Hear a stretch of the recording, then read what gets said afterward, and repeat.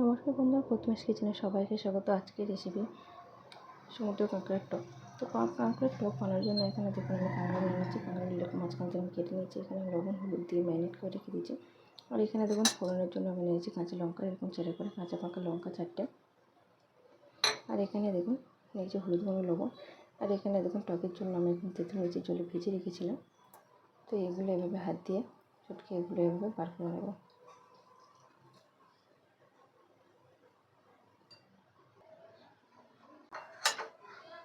আর এখানে আমি আগে থেকে যে কেটে রেখেছিলাম লঙ্কা, কাঁচা পাকা লঙ্কা এর মধ্যে দিয়ে দেবো।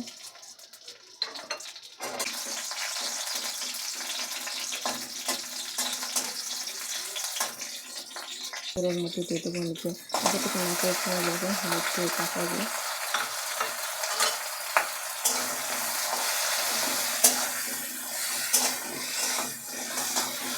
একটু ভালো করে ভেজে নেবো। এবার একটু ভালো করে ভাজা হয়ে গেছে। এর মধ্যে এবার দিয়ে দেবো যে তেঁতুল বড়ার জলটা।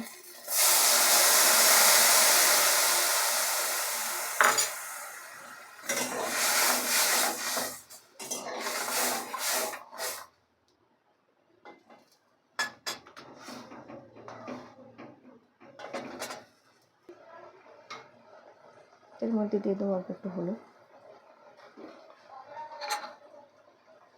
দিয়ে দেবো আধের মতো লবণ।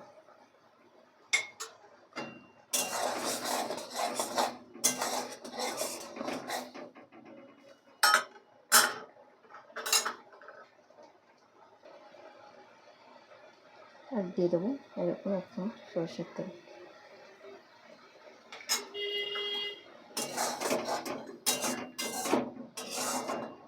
এবার এটাকে আমি হাই ফ্লেমে 2 থেকে 3 মিনিট খুব ভালো করে ফুটে নেব।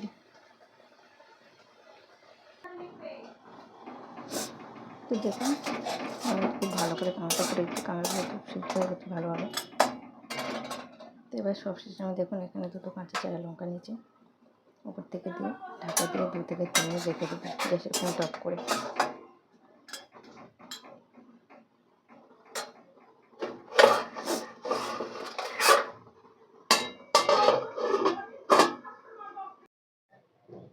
তো দেখুন বন্ধুরা, আমি এখানে কাঁকড়া টকটা প্লেটে নামিয়ে নিয়েছি, পুরোপুরি আমার হয়ে গেছিলো। তো দেখুন ঠিক এরকম কি সুন্দর দেখতে হয়েছে। তো যারা একবারে এরকম কাঁকড়ার টক বানিয়ে খান, অবশ্যই একবার এভাবে বানিয়ে দেখবেন। খুব সহজ ও সিম্পল, কম উপকরণ দিয়ে আমি কিন্তু এভাবে বানিয়ে দেখেছি আপনাদের। তো এটা খুব টেস্টি হয় খেতে।